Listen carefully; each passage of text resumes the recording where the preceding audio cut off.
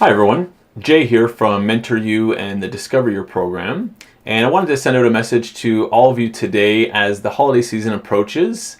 And I know it's a time for a lot of young people here in Canada where they experience a significant amount of stress that they don't often talk about, but they do talk to people about that like me who are career coaches and counselors.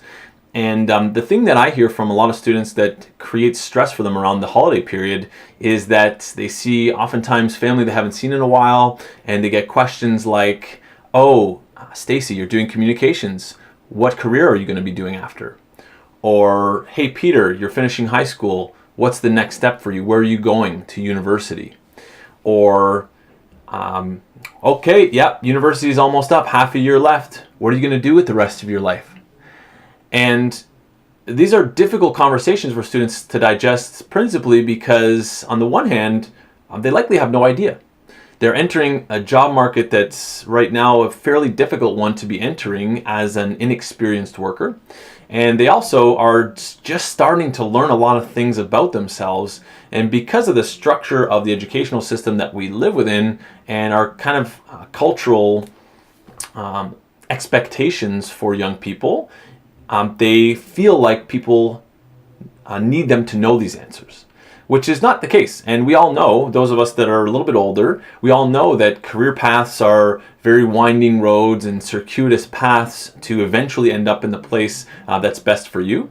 So I wanted to just send out a few suggestions today that I think many of my colleagues who work in career counseling and career coaching would appreciate as well, and suggest that you just reframe a little bit the way that you ask questions to the young people in your lives when you're meeting them during the holiday seasons. So I would suggest that you replace a question like, university's almost up. What are you going to do? Or do you have any jobs lined up? Or how are you going to make use of your degree? Replace those types of questions with, "So tell me what you learned about yourself during your program."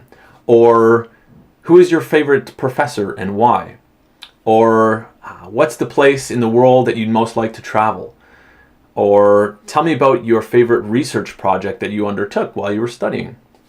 And by asking those questions, you'll help the students light up, get excited, be more optimistic and curious, as opposed to being pessimistic and a little bit more downtrodden because of the induced stress and pressure that will create for them to feel like everyone around them expects them to have all these answers, which we all know is kind of ridiculous.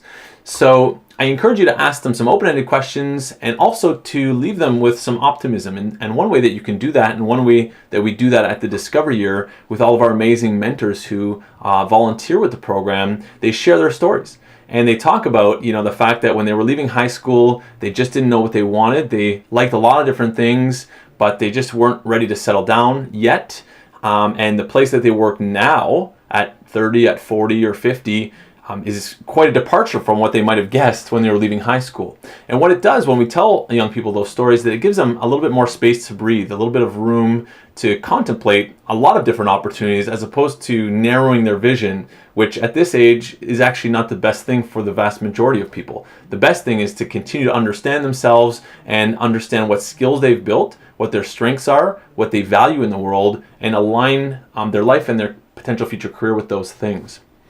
So I'd ask for everybody to contribute in this way, and I think you'll find that when you have these conversations, the young people around you will light up much more than they did previously, and I think it's a great practice for us all to start implementing so that we can help rejuvenate a little bit those that are leaving both high school and post-secondary here in Canada that often are not as hopeful, not as curious, not as excited as we might like them to be.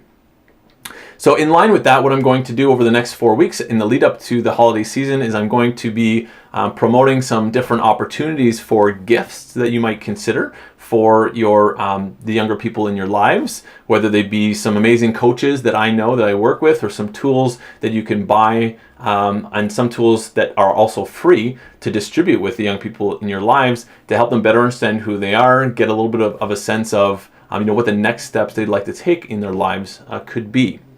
So I'd like to suggest that people replace the traditional kind of material gifts with some of these more